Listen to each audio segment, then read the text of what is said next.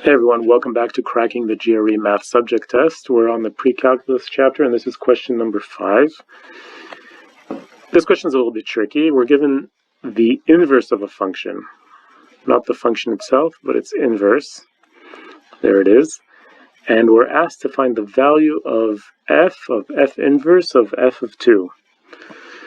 Well, the first thing to notice here is that anytime you take the composition of a function with its inverse, or the inverse with the function, either way, you're just going to get the number back again.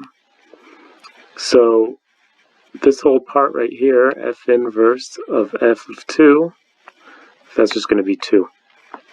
So what they're actually asking us is to find out what is f of 2. Okay, well, let's see. We know that f inverse of x is equal to this whole thing. So f of 2 is, so if we write out, let's say, y equals f inverse of x, so that means y is equal to x times 1 plus x squared plus 1 minus x squared. This is f inverse of x.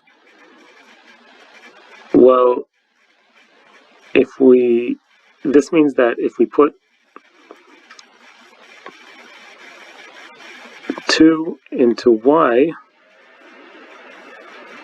then and solve for x, then that'll be like f of 2.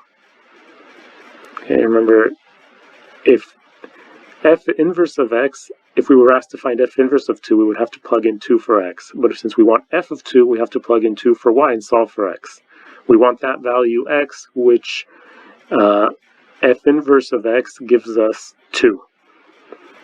So if we put in here 2, and we can expand this, we'll get x plus x cubed plus 1 minus x squared. Well, let's rewrite this as x cubed minus x squared plus x, and then 1 minus 2 is going to give us a minus 1, all equals 0.